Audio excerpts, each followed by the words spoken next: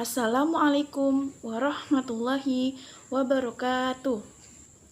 Perkenalkan, nama saya Vena Arianti dari Fakultas Tarbiyah Prodi Pendidikan Agama Islam semester 6. Di sini saya akan mempresentasikan ceramah saya untuk memenuhi tugas ujian akhir semester mata kuliah Al-Quran Hadis yang diampu oleh Ibu Susiani Nuzum Nikmah MPD. Bismillahirrahmanirrahim. Assalamualaikum warahmatullahi wabarakatuh. Alhamdulillahirabbil alamin. Assalatu wassalamu ala asrofil anbiya'i wal mursalin sayyidina wa maulana Muhammadin wa ala alihi washabihi ajmain, amma ba'd. Asyhadu an la ilaha illallah wa asyhadu anna Muhammadar Rasulullah. Allahumma sholli ala sayyidina Muhammad wa ala ali sayyidina Muhammad. Qala Allahu ta'ala fil Qur'anil Karim. A'udzu billahi minasy syaithanir rajim. Bismillahirrahmanirrahim. Ya ayyuhallazina amanu innamal khamru wal maisiru wa ansabu wa aslamu ridtsum min amali syaitani fajtanibuhu la'allakum tuflihun. Shadaqallahul azim. Alhamdulillahirabbil alamin. Puji syukur kita panjatkan kehadirat Allah Subhanahu wa taala, karena atas berkat rahmat serta karunia-Nya lah kita dapat diberi kesehatan hingga saat ini dan masih dalam perlindungannya. Salawat serta salam tak lupa kita haturkan kepada junjungan Nabi besar kita, Nabi Allah Muhammad SAW, yang kita nantikan syafaatnya di yaumul kiamah nanti. Dan sesuai dengan pembacaan ayat Al-Quran tadi dalam Quran Surah Al-Maidah ayat 90, yang artinya, wahai orang-orang yang beriman, sesungguhnya minuman keras, berjudi, berkurban untuk berhala, dan mengundi nasib dengan anak panah merupakan perbuatan yang keji dan termasuk dalam perbuatan setan. Maka jauhilah perbuatan-perbuatan tersebut agar kamu beruntung. Baik, saudara-saudariku rahimakumullah, jadi saya akan berceramah mengenai khamar. Khamar adalah salah satu jenis minuman yang memabukkan, di mana khamar merupakan minuman yang difermentasikan dari sari buah anggur dan kurma.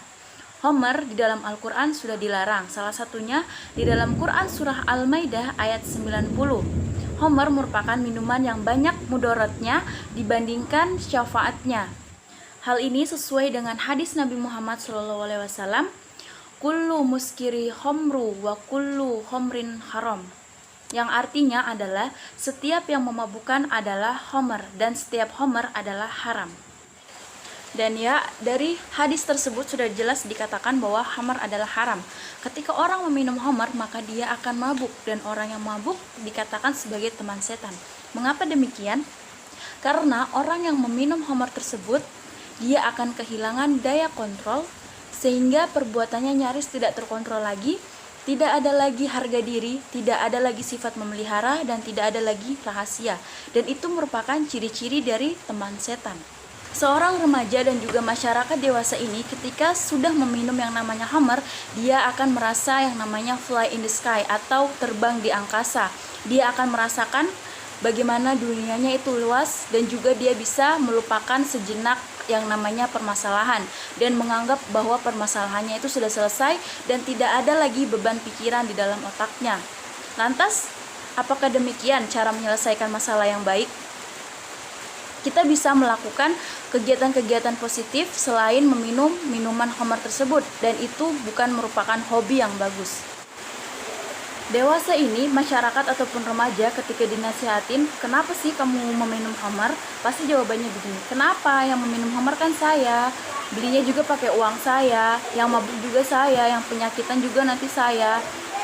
Ya, memang perbuatan-perbuatan itu termasuk dalam perbuatan maksiat.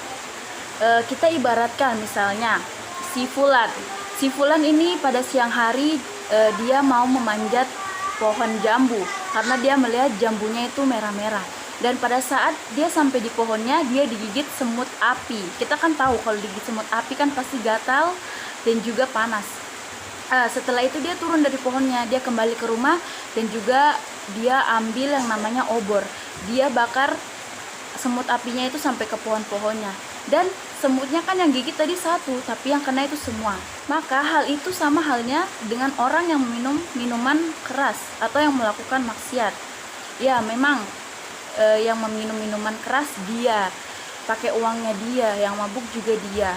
Tapi bagaimana jika di negeri ini banyak maksiatnya? Ketika di negeri ini banyak maksiatnya, maka Allah akan marah. Dan ketika Allah marah, Allah akan murka.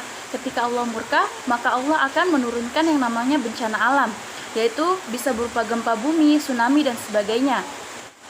Jadi, Homer ini merugikan diri sendiri, yaitu salah satunya dapat merugikan kesehatannya, perkembangan IQ-nya terganggu, dan juga daya pikirnya jadi beku. Selain itu, Homer juga merugikan bagi orang lain.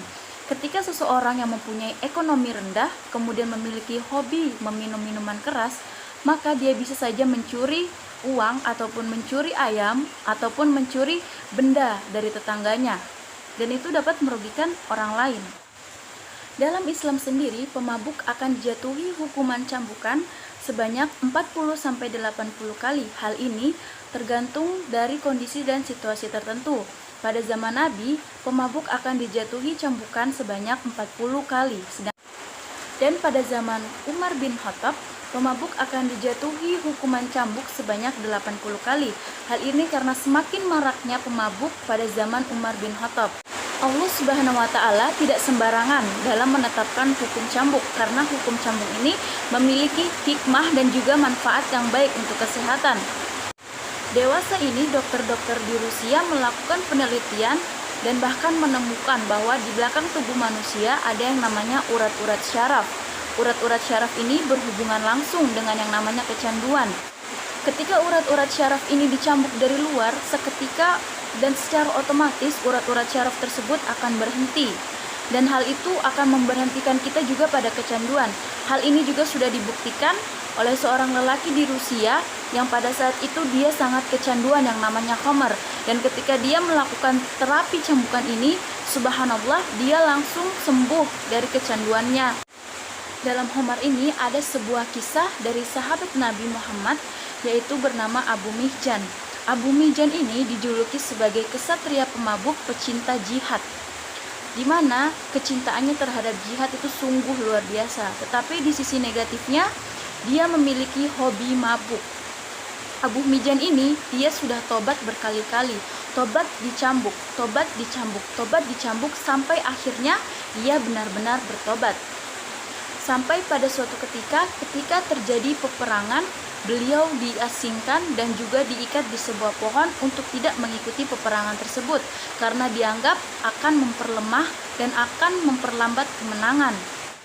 Abu Mihjan pada saat itu hanya bisa menangis dan seraya berkata, gara-gara minuman laknat ini, aku tidak bisa berjihad dan tidak bisa membela kalimat Allah Subhanahu wa Ta'ala. Kemudian datanglah seorang istri dari Panglima yang membebaskan Abu Mihjan tersebut. Kemudian setelah dibebaskan, Abu Mihjan menuju peperangan, dan pada saat itu ia menutupi sebagian wajahnya agar tidak diketahui oleh Panglima. Dan setelah kejadian tersebut, Abu Mihjan bertobat untuk selamanya. Untuk itu, mari kita sama-sama berdoa, semoga Allah Subhanahu wa Ta'ala menghindarkan kita dari yang namanya Homer. Dan untuk siapapun yang mendengar ini dan yang masih senang dengan yang namanya miras, berhentilah, karena Allah Subhanahu wa Ta'ala sudah menyiapkan minuman yang enak untuk kita, minuman yang menyehatkan, bukan minuman yang memabukkan. Jadi cukup sekian ceramah dari saya. Wabillahi taufiq wal hidayah. Wassalamualaikum warahmatullahi wabarakatuh. Semoga bermanfaat.